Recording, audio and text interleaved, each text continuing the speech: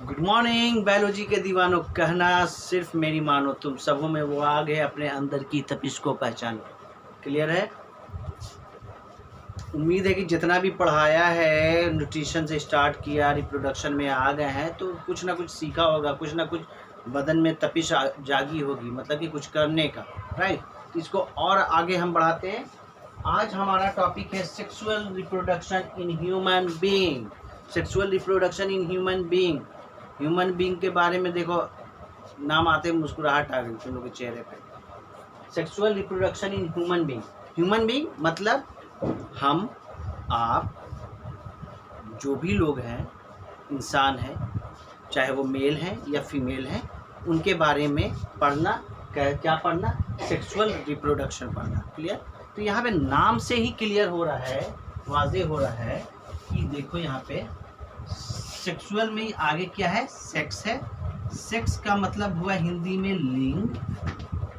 लिंग लिंग क्या होते हैं? दो तरह के होते हैं, मैस्कुलिन और फीमेल।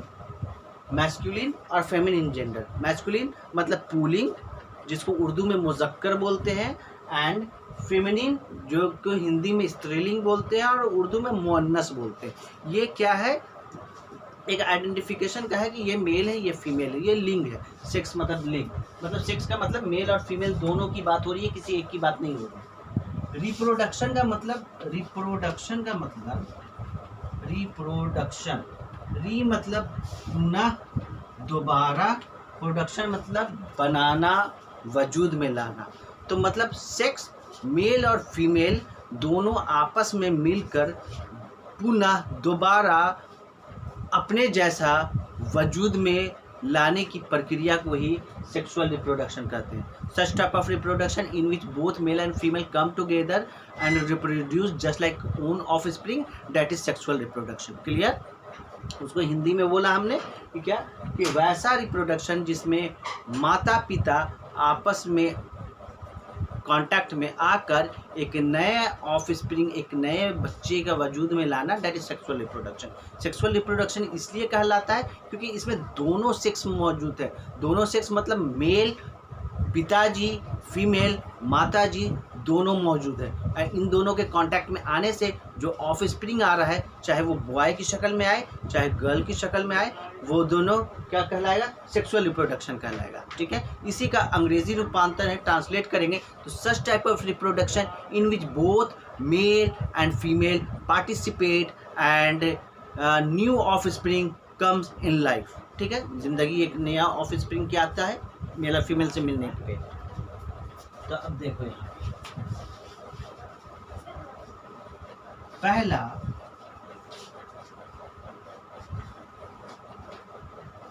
हम लोग डेफिनेशन पढ़ रहे हैं, तो डेफिनेशन अभी मैंने बता दिया।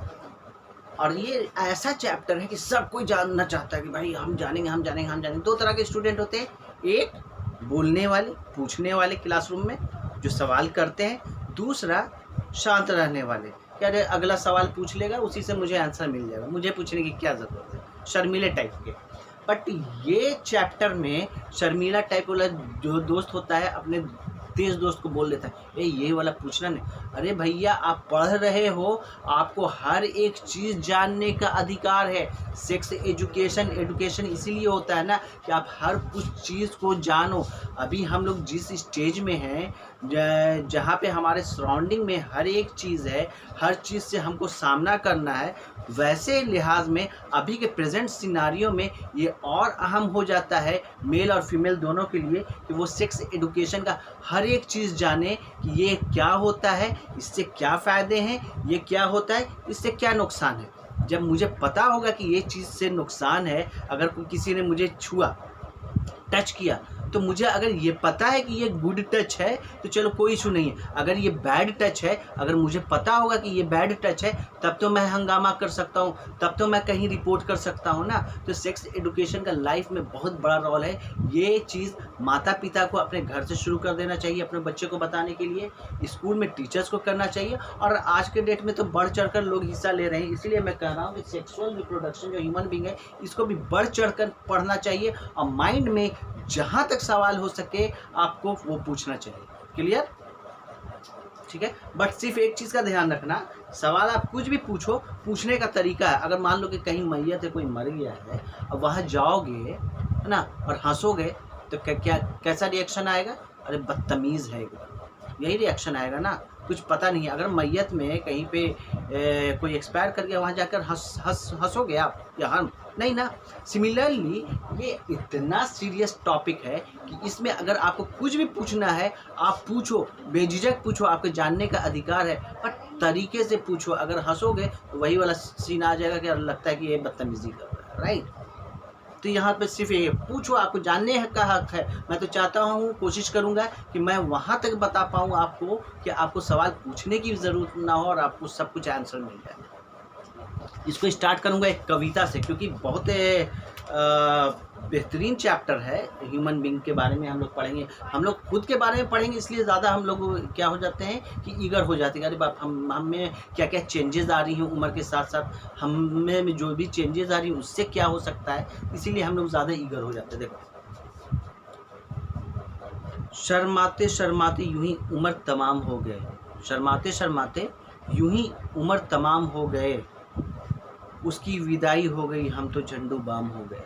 शर्माते शर्माते यूं ही उम्र तमाम हो गए, उसकी विदाई हो गई, हम तो झंडू बाम हो गए। वक्त रहते रिप्रोडक्शन चैप्टर पढ़ लेते तो कुछ समझ आता। वक्त रहते, वक्त क्या होता है? वक्त है ना भाई, रिप्रोडक्शन का चैप्टर अगर देखा जाए बेसिकली तो 7, 8, 9, 10 में है बेस। कभी आपने सोचा है कि 11th में रिप्रोडक्शन का टॉपिक नहीं है, बट 10th में रिप्रोडक्शन का टॉपिक है? क्यों है? क्योंकि भाई ये स्टेज जो है 8, 9, 10 का है, ऐसा स्टेज है कि हर का इतना तो माइंड डेवलप करता है, इतनी तेज़ी से डेवलप करता है कि हर कुछ जानने की का इच्छा करता है। तो इसीलिए है बेस दिया गया है 8, 9, 10 में, कि आप जान सको कि क्या अच्छा है क्या बुरा है, बॉडी में क्या क्या चेंजेस हो रही है। शर्माते शर्माते यूं ही उम्र तमाम हो गए, उसकी विदाई हो गई, हम तो झंडू बाम हो गए। वक्त रहते रिप्रोडक्टर चैप्टर पढ़ लेते तो कुछ समझ आता, छुप छुप कर पेज पलटते हैं हम तो बदनाम हो गए। बहुत सारे स्टूडेंट को देखते हो ना, पूछेगा नहीं रिप्रोडक्शन, सब कुछ जानना है, छुप छुप के पेज पलट कर वो पढ़ रहा। अरे भैया, छुप के पलटना क्या, खुल कर पढ़ो ना भाई। शर्माते शर्माते यूं ही उम्र तमाम हो गई, उसकी विदाई हो गई, हम तो झंडू बाम हो गए। वक्त रहते रिप्रोडक्शन चैप्टर पढ़ लेते तो कुछ समझ आता, छुप छुप कर पेज पलटते हुए हम बदनाम हो गए। किसी के अच्छे टच और बुरे टच को भी समझना लाजमी है। किसी के अच्छे टच और बुरे टच को समझना भी लाजमी है। मैंने क्या बोला कि सेक्स एजुकेशन में अच्छे टच और बुरे टच के बारे में जानते हैं, हम लोग पढ़ते आ रही है, पढ़ना ज़रूरी है, जानना ज़रूरी है। तो किसी के अच्छे टच और बुरे टच को भी समझना लाजमी है, समझकर सारी बातों को हम इत्मीनान हो गए। अगर पढ़ लेंगे सेक्स एजुकेशन में कि अच्छा टच किया है, बुरा टच किया है, तो हम लाइफ से अपने क्या हो जाएंगे, इत्मीनान हो जाएंगे। इत्मीनान का मतलब ये है कि अगर कोई मुझे टच करेगा तो मुझे रियलाइज़ होगा, पता होगा कि ये अच्छा है कि बुरा है। अगर बुरा है तो हम रिएक्ट कर सकते हैं उस पर, है ना। किसी के अच्छे टच और बुरे टच को भी समझना लाजमी है, समझकर सारी बातों को हम इत्मीनान हो गए। सैनिटरी पैड को भी यहाँ छुपा कर दिया जाता है, सैनिटरी पैड को भी यहाँ छुपा कर दिया जाता है। आप कभी जाओ शॉप में, मॉल में, कहीं पे भी, तो भाई मेरे घर में भी माँ है, मेरी बहन है, किसी की वाइफ है, मेरी वाइफ है, अगर रिक्वायरमेंट हो जाता है सैनिटरी पैड का, अगर जाके लेते हैं शॉप से तो क्या बुराई है। तो जाओगे ससुरा ना तो पेपर में लपेट देगा, पेपर में लपेटने के बाद काला चिंकी में एकदम देगा, जैसे लग रहा कि बाप रे बाप तुम कौन सा हथियार लेके जा रहे हो। तो भाई सैनिटरी पैड को भी यहाँ छुपा कर दिया जाता है। गुटखा और सिगरेट तो आज खुलेआम हो गए। गुटखा सिगरेट क्या है, उस पर वार्निंग लिखा हुआ है कि भैया खाओगे तो कैंसर से मर जाओगे, खाओगे तो अब बीमारी हो जाएगी, खाओगे और कैंसर से अगर मर गए तो उसका इलाज में तो पैसा जाएगा ही जाएगा, आपके पीछे पूरा परिवार बिखर जाएगा। फिर भी लोग उसको चाव से, शौक से, आठ बाबू सिगरेट पी रहे हैं, गुटखा खा रहे हैं, ससुरा स्टाइल मार रहा है। स्टाइल के नाम पे क्या है, पॉकेट में साला 10 रुपया नहीं है, 10 रुपया मांग के लाया तो सिगरेट पी रहा है ना। तो वही है, सैनिटरी पैड को भी यहाँ छुपा कर दिया जाता है। गुटखा और सिगरेट तो आज खुलेआम हो गए। सेक्स एजुकेशन को समझना और समझाना ज़रूरी है सबके लिए। सेक्स एजुकेशन को समझना और समझाना ज़रूरी है सबके लिए। एक शुरुआत की है हमने, हम तो अब इंसान हो गए। तो भाई इंसान उसी को कहते हैं कि जिसके पास कोई नॉलेज है तो उसको दफन मत करके रखो अपने में, क्योंकि उसी को लेकर चले जाओगे तो क्या फ़ायदा। अगर मेरे पास कोई नॉलेज है, मैंने किसी को XYZ को बता दिया, मेरे जाने के बाद वो मेरा नाम लेके मैंने फला इकबाल सर से, आलम सर से पढ़ा था, मुझे ये नॉलेज हुई है, तो वो अगर आगे में फैलाएगा, ये बहुत है ना कि आपसे कोई सीख रहा, मैं भी किसी से सीखा, मुझसे कोई सीख रहा, आपसे कोई सीखेगा, ये साइकिल तो चलता रहेगा। सेक्स एडुकेशन को समझना और समझाना ज़रूरी है सबों के लिए। एक शुरुआत की है हमने, हम तो अब इंसान हो गए। शर्म और झिझक घर है बीमारियों का, शर्म और झिझक घर है बीमारियों का, पढ़ने के बाद हम तो सावधान हो गए। शर्माते रह जाएंगे। फॉर एग्ज़ाम्पल ये चैप्टर शुरू कर रहा हूँ मैं इसीलिए ये पढ़ा रहा हूँ, ये जो मैंने कविता लिखा है कि आप समझो, आप पढ़ोगे तो सवाल करोगे, तो सवाल करोगे तो जो दुविधा है, जो हिचक है, वो दूर होगी। तो शर्म और झिझक घर है बीमारियों का। शर्म करेंगे और झिझक करेंगे तो जो हमें हाइजीन का प्रॉब्लम है, अगर हम सैनिटरी पैड अगर नहीं लाते हैं तो हाइजीन के प्रॉब्लम के वजह कर क्या हो जाएगा, हम लोग बीमार पड़ सकते हैं ना। तो शर्म और झिझक घर है बीमारियों का, पढ़ने के बाद हम तो सावधान हो गए। इसको समझा दिया, अब इसको एक बार बढ़िया से पढ़ते हैं। शर्माते शर्माते यूं ही उम्र तमाम हो गए, उसकी विदाई हो गई, हम तो झंडू बाम हो गए। वक्त रहते रिप्रोडक्शन चैप्टर पढ़ लेते तो कुछ समझ आता, छुप छुप कर पेज पलटते हुए हम तो बदनाम हो गए। किसी के अच्छा टच और बुरा टच कोई भी समझना लाजमी है, किसी के अच्छे टच और बुरे टच को भी समझना लाजमी है। समझकर सारी बातों को हम तो इत्मीनान हो गए।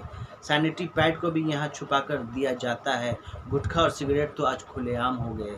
सेक्स एडुकेशन को समझना और समझाना ज़रूरी है सबों के लिए। एक शुरुआत की है हमने, हम तो अब इंसान हो गए। शर्म और झिझक घर है बीमारियों का, पढ़ने के बाद हम तो सावधान हो गए। पढ़ो भैया, इसको बहुत सारी नॉलेज मिलेगी, है ना। अब नॉलेज जब आएगी तो तुमको पता चल जाएगा कि क्या है, इसका क्या भूमिका है, कैसे बच सकते हैं, कैसे इससे परहेज़ कर सकते हैं, राइट। तो अब ये नेक्स्ट क्लास से ये चैप्टर आगे शुरू होगा। आज इंट्रोडक्शन क्लास था सेक्सुअल रिप्रोडक्शन का, उम्मीद है कि समझ में आया होगा। समझ में आया है तो तनिक सब्सक्राइब किया जाए। Thank you so much.